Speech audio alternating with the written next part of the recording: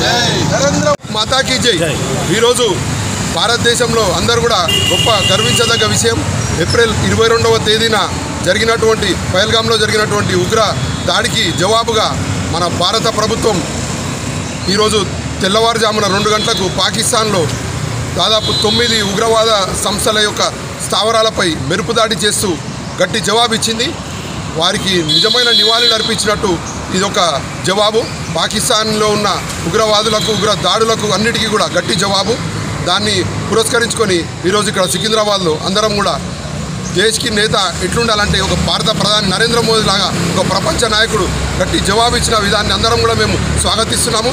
దానికి సందర్భంగా ఈరోజు ఇక్కడ సీతాఫల్ మండి సికింద్రాబాద్లో అందరం మిఠాయిలు పంచుకొని ఈ యొక్క పహల్గామ్ అమరవీరులకు నివాళులు అర్పించి ఇక్కడ ఈ యొక్క కార్యక్రమాన్ని చేపట్టాం.